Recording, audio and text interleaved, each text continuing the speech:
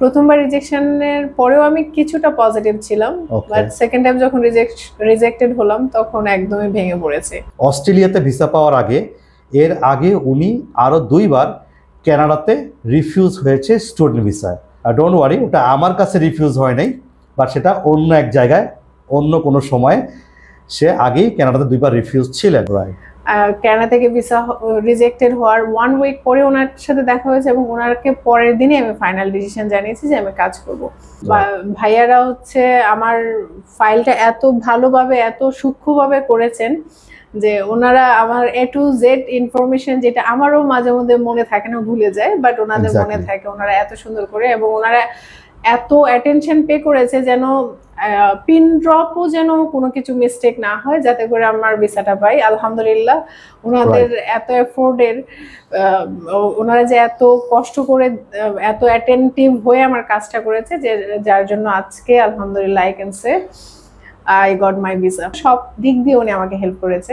Even আমার যে supporting documents, ওইখানেও আমি ওনাদের হেল্প পেয়েছি। In a word I must say the A to Z help আমি ওনাদের কাছে পেয়েছি। সব ধরনের হেল্প করেছে। সো প্রথম দিনই 1 ঘন্টা আমার সাথে ওনার পুরো কেস হিস্ট্রি নিয়ে আলোচনা হয়, প্রিভিয়াস রেকর্ড নিয়ে আলোচনা হয়, প্রায় অলমোস্ট 1 আওয়ার। সো আমার মনে হয় না যারা আপনারা ভিডিও দেখছেন এমন কোন স্টুডেন্ট কি এখানে আছেন যিনি কোনো অফিসে গিয়েছেন এবং তিনি কোনো প্রসেসরের সাথে অলমোস্ট 1 আওয়ারের মতো তার লাইফস্টাইল, তার পুরো হিস্ট্রি নিয়ে গল্প করার সময় পেয়েছেন প্রথম দিনই। আই ডোন্ট থিঙ্ক সো কেউ আপনাকে এত সময় নিয়ে এত সুন্দর করে ব্যাখ্যা আপনাকে করবে এবং আপনি সরাসরি প্রসেসরের সাথে কথা বলার সুযোগ পাবেন সে অফিসে গিয়ে। অলরাইট, আসসালামু আলাইকুম এভরিবডি, আশা করি আপনারা ভালো আছেন, সুস্থ আছেন। আজকে আমার সাথে একজন স্টুডেন্ট উপস্থিত আছে, ওর নাম হচ্ছে মাফরোজা আক্তার টুম্পা। উনি ভেরি রিসেন্টলি অস্ট্রেলিয়ান স্টুডেন্ট ভিসাটা পেয়েছে। তো আজকে আমরা ওনার সাথে এই বিষয়ে আলোচনা করব এবং এটা একটা গুরুত্বপূর্ণ ভিডিও, কারণ এখানে বেশ কিছু গুরুত্বপূর্ণ বিষয় থাকবে যেগুলো আপনারা আমার এবং ওনার কথা শুনলে আপনারা অনেক উপকার পাবেন, অনেক গুরুত্বপূর্ণ তথ্য জানতে পারবেন। একটু বলে নিচ্ছি বিষয়টা কেন, কারণ মাফরোজা আক্তার টুম্পা কিন্তু অস্ট্রেলিয়াতে ভিসা পাওয়ার এর আগে উনি আরও 2বার কানাডাতে রিফিউজ হয়েছে স্টুডেন্ট ভিসায়। আর ডোন্ট ওয়ারি, ওটা আমার কাছে রিফিউজ হয় নাই, বাট সেটা অন্য এক জায়গায় অন্য কোনো সময় সে আগেই কানাডাতে 2বার রিফিউজ ছিলেন। অ্যান্ড দেন আমার সাথে ওনার পরিচয় হয়, কথা হয়, এবং দেন আমি ওনার প্রসেসটা স্টার্ট করি। ওকে, এই হচ্ছে ইন্ট্রোডাকশন। চলুন চলে যাই। কেমন আছেন? আলহামদুলিল্লাহ, আমি ভালো আছি। ভিসা পাওয়ার পর এখন কেমন লাগতেছে? ভিসা পাওয়ার পরে definitely I am so happy, because আমার জার্নিটা এতটাও ইজি ছিল না, একটা কঠিন জার্নি ছিল এবং মোটামুটি লম্বা জার্নি ছিল। যদিও বা অস্ট্রেলিয়ার সময়টা এত বেশি লম্বা না, বাট ইন টোটাল জার্নিটাতে আমার প্রায় অলমোস্ট 2 ইয়ার্স আই মিন সেই কানাডা থেকে স্টার্ট করে আপনি অজির ভিসা পাওয়া পর্যন্ত মাঝখানে 2বার কানাডা রিফিউজ ছিলেন। টোটাল জার্নিটা আপনার জন্য বেশ টাফ ছিল, এটা স্বাভাবিক, এটা টাফ হওয়ারই কথা। রাইট, লং ছিল। সো এখানে আমাকে কিছু কুইক ডিসিশন নিতে হয়েছে, তো সবকিছু মিলে বেশ ডিফিকাল্ট একটা টাইম পার করে। আপনি, এটা স্বাভাবিক, যে কোনো কান্ট্রি থেকে আসলে আমরা স্টুডেন্টরা যখন রিফিউজ হই, এটা অনেক কষ্টকর বিষয়, অনেক সময় সাপেক্ষ বিষয়, অনেক অর্থ অপচয় হয়, মেন্টালিটি নষ্ট হয়, সবকিছু মিলেই সবকিছু ভঙ্গুর অবস্থায় চলে আসে একটা স্টুডেন্ট। হ্যাঁ, সব দিক থেকেই। তো আপনারও নিশ্চয়ই ব্যতিক্রম ছিল না, আপনি নিশ্চয়ই এরকম একটা বড় ডিজাস্টারের মধ্যে দিয়ে যাচ্ছিলেন, তাই না? অবশ্যই। আমি হচ্ছে প্রথমবার যখন কানাডাতে অ্যাপ্লাই করেছি, অ্যাকচুয়ালি আমার একটু স্টাডি গ্যাপ থাকার কারণে আমাকে আমার ওয়ার্ক রিলেটেড একটা সাবজেক্ট চুজ করতে হয়েছে। তো ওই ক্ষেত্রে আমি পিজিডি কোর্সে এবং কলেজে আমাকে আমার প্রিভিয়াস এজেন্সি হচ্ছে সাজেস্ট করেছে, ওকে কলেজে হচ্ছে যেহেতু অ্যাপ্লাই করে দেন। তো অ্যাপ্লাই করেছি। প্রথমবার রিজেকশনের পরেও আমি কিছুটা পজিটিভ ছিলাম, বাট সেকেন্ড টাইম যখন রিজেক্টেড হলাম তখন একদমই ভেঙে পড়েছে। ওকে, বাট ভেঙে পড়েও আমি থেমে থাকিনি। I was looking for someone who can help me with everything. Then I saw your video, came to you, have a conversation. I think that is first day বেঁধে আমরা প্রায় অলমোস্ট 1 আওয়ারের কাছাকাছি সময় নো মিটিং মোর দেন করেছি 1 hour 1 ঘন্টার বেশি এক কথা ঘন্টার হয়েছে বেশি প্রথম কথা দিন বলেছি। যখন টুম্পা আমার কাছে আসে হ্যাঁ, ফার্স্ট প্রথম দিন কথা বলেই আমি ওনাকে বলেছি যে okay I will work with you. ওনার কথায় আমি কনভিন্স হয়েছি, যদিও বা তখনও আমি শিওর ছিলাম না, যেহেতু হচ্ছে অলরেডি দুইবার রিজেক্টেড হওয়ার পরে একটা বিষয়ে নিজেকেও রেডি করতে মানুষের টাইম লাগে। বাট ওনার সাথে কথা বলে আমি সাথে সাথে আমি চিন্তা করেছি আমি টাইম নিব না। কানাডা থেকে ভিসা রিজেক্টেড হওয়ার 1 উইক পরে ওনার সাথে দেখা হয়েছে এবং ওনাকে পরের দিনই আমি ফাইনাল ডিসিশন জানিয়েছি যে আমি কাজ করব। তারপর থেকে ওনারা আমাকে সব ধরনের হেল্প করেছে, আমাকে কোনো হেসেল পেতে হয়নি। ইভেন জার্নিতে যত প্রকার আপস এন্ড ডাউনস এসেছে সবই ওনারা ট্যাকেল করেছে। So I am very grateful to you. Definitely আসলে বিষয়টা হচ্ছে যে আমি একটু স্টুডেন্ট সেটা কথা বলি, আসলে একটা ভিসা আসলে টুম্পা এক পক্ষের মাধ্যমে হয় না, তাই না? এটা দুপক্ষের সহযোগিতা লাগে এবং এটা একটা কোঅপারেশন এবং একটা আগ্রহের ব্যাপার আছে। সো এখন একজন প্রসেসর, এখানে বোঝার বিষয় আছে, একজন প্রসেসর যদি তার ক্ষমতার থেকে মাত্রা অতিরিক্ত স্টুডেন্ট নিয়ে কাজ করে, তার পক্ষে এত স্টুডেন্টকে যত্ন নিয়ে কাজ করা সম্ভব না। ডেফিনেটলি এটা হচ্ছে 1 নাম্বার বোঝার বিষয়। কিছু মানুষ আছে অতিরিক্ত কাজের দায়িত্ব নেয় না, সেটা লিমিটেশন নিয়ে কাজ করে, লিমিটেড স্টুডেন্ট নিয়ে কাজ করে, সে যে কাজই করুক সেটা লিমিটেড কাজ নিয়ে করে, এতে করে সে প্রতিটা স্টুডেন্টের প্রতি প্রপার যত্নটা নেওয়ার সুযোগ পায় বা সময় পায়। কারণ আপনি যত বেশি যত্ন নেবেন, যত বেশি কেয়ার করবেন একটা ফাইলের পিছনে, একটা স্টুডেন্টের সাথে পিছনে, তত সেই ভিসাটা কিন্তু পজিটিভ হওয়ার সম্ভাবনাটা হাই হবে। আর যত বেশি আপনি অযত্ন করবেন, অবহেলা করবেন, সময়ের অভাবে হোক বা যে কারণেই হোক, তত সেই ভিসাটা কিন্তু না হওয়ার সম্ভাবনাটা বেড়ে যাবে, মিস্টেক হওয়ার সম্ভাবনা বেড়ে যাবে। এটাই স্বাভাবিক।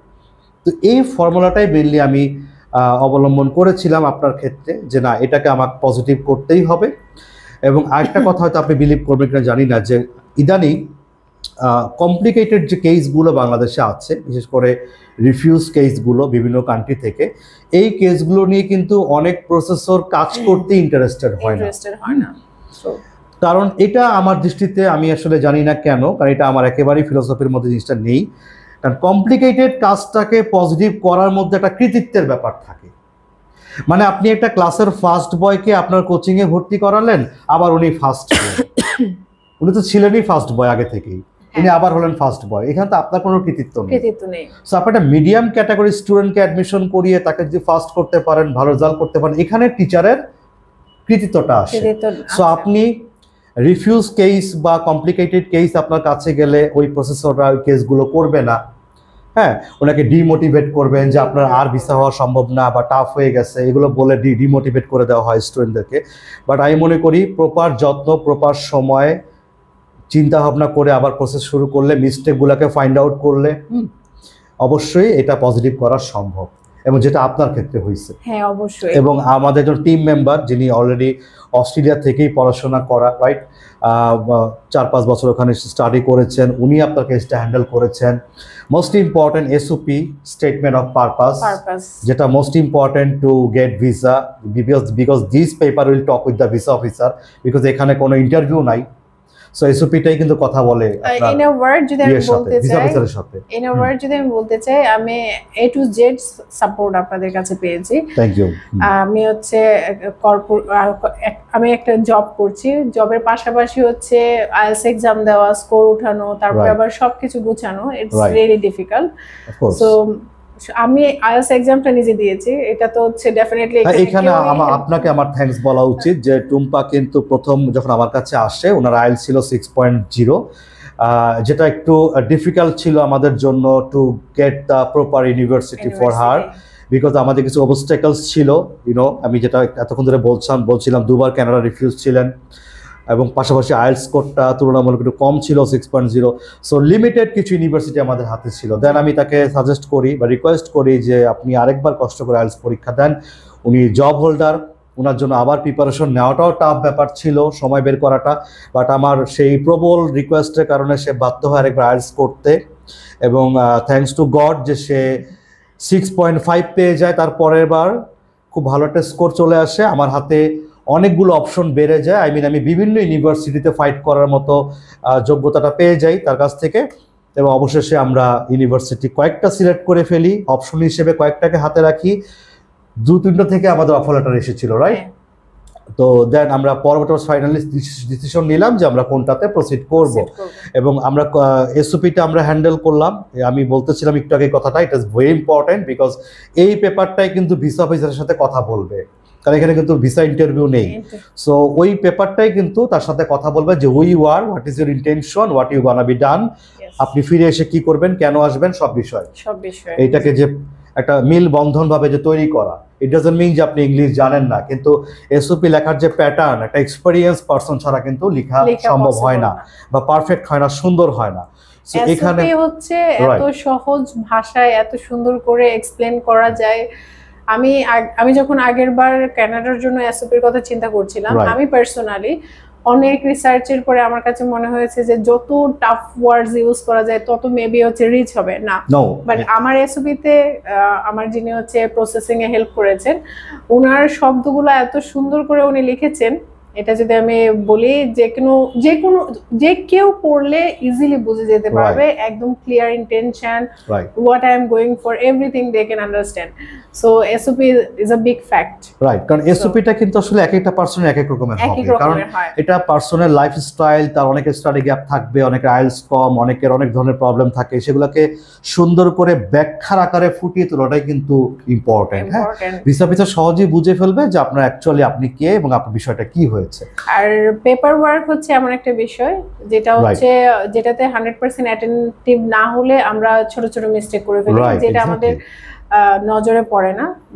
ভাইয়ারা হচ্ছে আমার ফাইলটা এত ভালোভাবে এত সূক্ষ্মভাবে করেছেন যে ওনারা আমার A to Z ইনফরমেশন, যেটা আমারও মাঝে মধ্যে মনে থাকে না, ভুলে যায়, বাট ওনাদের মনে থাকে। ওনারা এত সুন্দর করে এবং ওনারা এত অ্যাটেনশন পে করেছে যেন পিন ড্রপও যেন কোনো কিছু মিস্টেক না হয়, যাতে করে আমার ভিসাটা পাই। আলহামদুলিল্লাহ, ওনাদের এত এফোর্টের, ওনারা যে এত কষ্ট করে এত অ্যাটেন্টিভ হয়ে আমার কাজটা করেছে, যে যার জন্য আজকে আলহামদুলিল্লাহ I can say I got my visa. And এখানে একটা জিনিস, একটা এক্সাম্পল দিলে সহজে স্টুডেন্টরা বুঝতে পারবে যারা ভিডিওটা দেখছে, যে টুম্পার সাথে কিন্তু আমার অফিস টাইমের বাইরেও কথা হতো। ইট ডাজন্ট মিন যে অনলি টুম্পা, আমার যত স্টুডেন্ট, রেজিস্টার্ড স্টুডেন্ট আছে যাদের প্রসেসটা আমি করছি বা আমরা করছি, টুম্পা তো নিজেই সাক্ষী প্রমাণ হিসেবে, রাত 12টা, রাত 1টা পর্যন্ত আমার সাথে তারা ফোনে কথা বলার সুযোগ পায়। তাদেরকে সেই অনুমতি দেয়া আছে যে রাত 1টা পর্যন্ত তারা আমাকে এনি টাইম এনি মোমেন্ট যে কোনো কোশ্চেন থাকলে আমাকে ফোন করে, সরাসরি আমাকে ফোন করে জেনে নিতে পারবে। Yes, I got this access actually. So এটা কি একটা বড় एग्जांपल না, যে যত্ন, যে কেয়ার, যে বলছিলাম কেয়ারের এটা একটা part it is a part. Other agencies, আমি শুধু আমার প্রিভিয়াস এক্সপেরিয়েন্স একটা এজেন্সির সাথে, আমি নামও মেনশন করব না, বাট বেসিক্যালি আমরা যখন দেখি পিপল ডু ওয়ার্ক প্রফেশনালি, তারা যখন হচ্ছে প্রফেশনালি কোনো কাজ করে, আপনার ফাইল নিয়ে কাজ করলে আপনাকে 9টা থেকে 6টা পর্যন্তই আপনার সাথে কমিউনিকেট করবে, right? But it is office time, that's why. Office hour পরেও আপনার অনেক ধরনের কনফিউশন আপনার মনে আসে, মাথায় আসে, যেটা নিয়ে আপনি হয়তো বা এমন হতে পারে রাতে সারা রাত ঘুমোতে পারতেছেন না, আপনাকে পরের দিন 9টা পর্যন্ত ওয়েট করতে হয়। বাট আমাকে কখনোই 9টা পর্যন্ত ওয়েট করতে হয়নি। আমি ওনাদেরকে যখন আমার কনফিউশন অ্যারাইজ করেছে, আমি জাস্ট একটা টেক্সট করে কল দিয়ে দিয়েছি, আমি তখনই রেসপন্স পেয়েছি। ওনারা এই যত্নটুকু আমাকে 100% দিয়েছে। সো এটাই যে কেয়ারটা হচ্ছে মেইন। এটা আসলে পসিবল তখনই হবে টুম্পা, যখন আপনার কর্মদক্ষতা অনুযায়ী আপনি লিমিটেড স্টুডেন্ট নিয়ে কাজ করবেন। এতে করে আপনি প্রত্যেকটা স্টুডেন্টের প্রপার যত্ন নিতে পারবেন, সময় দিতে পারবেন, কাজগুলো নির্ভুল হবে এবং বেশিরভাগ কেস সাকসেস হয়ে উঠবে। বাট আমার ফিলোসফিটা এরকম যে আমি বাল্ক আকারে কাজ করতে চাই না, যে আমি 50টা 100টা 200টা নিয়ে কাজ করব। আমি গদ বাঁধা সবাইকে একটা বেসিক প্রসেসিং করে দিব এবং এর মধ্যে যে কটা ভিসা হয় হবে। মানে আমার কাছে ব্যাপারটা এরকম, আমার ফিলোসফিতে এটা নেই। আমার কথা হচ্ছে আমি লিমিটেড কাজ করব, যদি আমার পক্ষে 20টা প্রসেসিং করা সম্ভব হয় এক সেমিস্টারে 20টাই করব, 10টা হলে 10টাই করব, 15টা হলে 15টাই করব, বাট প্রত্যেকটা ছেলে মেয়ের যেন পজিটিভ করতে পারি ভিসাটা, সেই প্রপার টাইম যত্ন যেন নিতে পারি, ওটাকে মাথায় রেখে প্রসেসটা আমি করি বা আমরা করি। এটা হচ্ছে আমাদের system. So I think we are right. এটা আমাদের, এটা আপনারাও স্টুডেন্টরা দেখছি বিষয়টা যখন জানে, ওরাও কিন্তু ব্যাপারটা অ্যাপ্রিশিয়েট করে। অ্যাকচুয়ালি এরকমই হওয়া উচিত, এটাই হওয়া উচিত। এটা ইজি ব্যাপার। একটা আইএলটিএস এর টিচার যদি ক্লাসে 200 স্টুডেন্ট নিয়ে বসে, আর একজন টিচার যদি মাত্র 50টি স্টুডেন্ট নিয়ে বসে, তাহলে এটা বোঝাই যায় যে 50টা যার স্টুডেন্ট ওরাই ভালো রেজাল্ট করবে, ম্যাক্সিমাম ছেলেমেয়েরাই ভালো রেজাল্ট করবে। আর যিনি 200টা স্টুডেন্ট নিয়ে ক্লাস করিয়েছে তার পক্ষে কখনোই 200 স্টুডেন্টকে হাতে ধরে পড়া শেখানো সম্ভব না, এবং তার সবাই ভালো রেজাল্ট করবেও না, হয়তো অর্ধেক পরিমাণ করতে পারে এরকম। এটা হিজিস হুজুজ, এক একজনের মেন্টালিটি এক এক রকমের। তো এই হলো গিয়ে ব্যাপার। So now you are very happy, এবং আমি চাই যে আপনি যে স্বপ্ন দেখেছিলেন সেটা আল্লাহ আপনাকে উপহার দিয়েছে। হয়তো আমরা একটা উসিলা ছিলাম, আর কিছুই না। আপনি পরবর্তী ওখানে গিয়ে সুন্দর একটা জীবন গঠন করেন, আপনার বাকি মনের ইচ্ছাটা আল্লাহ পূরণ করুক। নতুন যারা স্টুডেন্ট, যারা এখনো ভাবছে কি করবে, কোথায় গেলে একটা ভালো প্রসেসিং হবে, মানে যত্ন সহকারে প্রসেসটা হবে, ভিসা চান্সটা হাই হবে। ইভেন অনেকে কানাডা, অস্ট্রেলিয়া রিফিউজ আছে, বিভিন্ন কান্ট্রি রিফিউজ আছে, যারা অলরেডি ডিপ্রেশনে চলে গেছে, দিশেহারা। হ্যাঁ, কারণ আমি আগেই বলেছি কিছু কিছু প্রসেসর আছেন যাদের কাছে গেলে রিফিউজ থাকলে তারা উল্টারও ডিমোটিভেট করে দেয়, উল্টারও মনে সাহস না দেখিয়ে ভয় দেখিয়ে দেয় যে আপনি রিফিউজ আছেন, আপনার এখন ভিসা হওয়া চান্স খুবই কম। আলটিমেটলি উনি কাজটা করবেন না বিধায় কিন্তু আপনাদেরকে এই ডিমোটিভেশনটা দেয়, রাইট? সো এই ক্ষেত্রে আপনার ভাষ্যটা কি, নতুন যারা আপনাকে দেখছে, যারা নিউ কামার স্টুডেন্ট, তাদের ক্ষেত্রে আপনি কি বলবেন, কি পরামর্শ? আমার হচ্ছে নিউ কামার স্টুডেন্টদের জন্য প্রথম অ্যাজ এ পারসন পরামর্শ হচ্ছে ডেফিনেটলি আপনাকে আপনার নিজের প্রোফাইল নিয়ে ভাবতে হবে এবং ওয়াইজলি থিঙ্ক করতে হবে। সেকেন্ড হচ্ছে কাকে আপনি চুজ করছেন, যে as a processor, this is very important. As a processor আপনি কাকে চুজ করতেছেন এটার ক্ষেত্রে আপনাকে ওয়াইজ হতে হবে। আমি যখন একটা কাজ করব, আমরা সবাই মনে করি গুগল করে, ইউটিউব দেখে অনেক ইনফরমেশন আমরা গ্যাদার করে ফেলি, আর যখন আমরা ফিল্ডে কাজ করতে যাই তখন রিয়েলিটিটা বুঝতে পারি অনেক কিছু আমাদের পক্ষে পসিবল না। যদি ফ্রেশ গ্রাজুয়েট হয়, যাদের কাছে হিউজ টাইম আছে, চাকরি করতেছে না, তাদের জন্য হয়তোবা আমাদের মতো ওয়ার্কিং পারসনের চাইতে একটু বেশি জানার সেখানে ল্যাকিংস থাকে, তারা অনভিজ্ঞ থাকে। হ্যাঁ, আর বাট আমাদের মতো ওয়ার্কিং পারসনদের জন্য এটা কোয়াইট টাফ হয়ে যায় এত অ্যানালাইসিস করার জন্য। সো আমাদের ফার্স্ট স্টেপ যেটা হচ্ছে, আমরা যা প্রসেসর হিসেবে যাকে চুজ করবো একটু ওয়াইজলি চুজ করতে হবে, সে আমাকে 100% দিবে কিনা, কারণ it's a matter of money. আমাকে বিদেশের যাত্রা শুরু করতে গেলে প্রতি পদে পদে আমাকে টাকা নিয়ে চিন্তা করতে হয়, time and money is the power, স্বপ্নটাও জড়িত, স্বপ্ন জড়িত, ইমোশনস জড়িত। সো এখানে এটা একটা সবকিছুর কম্বিনেশন, মানি, টাইম, ড্রিম, তিনটারই কম্বিনেশন। সো আপনাকে ওয়াইজলি প্রসেসর চুজ করতে হবে, কারা আপনাকে 100% অ্যাটেনশন দিয়ে কাজ করবে, যত্ন সহকারে আপনার ফাইলটা গুছাবে, এরর অ্যাভয়েড করার জন্য, যাতে কোনো সিলি মিস্টেকের জন্য যেন আপনার হচ্ছে স্বপ্নও ভেঙে না যায়, অনেক অ্যামাউন্টও লস না হয়। সো প্রসেসর চুজ করেন, ওয়াইজলি চুজ করেন, and I am grateful to Farhan bhai. Thank you. আমি জানি না ওই সময়টাই আল্লাহ আমাকে লাইক রিজেকশনের উইদিন 1 উইক আরেকটা ডিসিশনে যাওয়া, it's quite tough, but I did.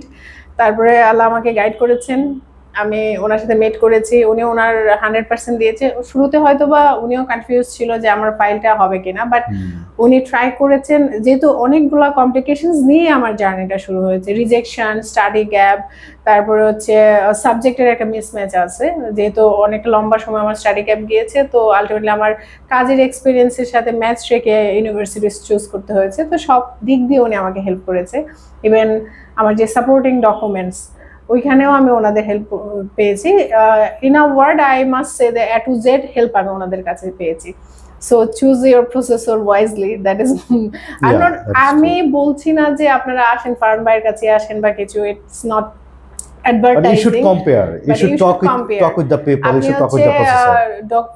Journey শুরু করার আগে প্রয়োজনে 10 জন প্রসেসরের সাথে কথা বলে ওয়াইজলি প্রসেসরকে, অফকোর্স আপনারা 10 জন প্রসেসরের সাথে কথা বলবেন, then you will get very easily the solution what you should do.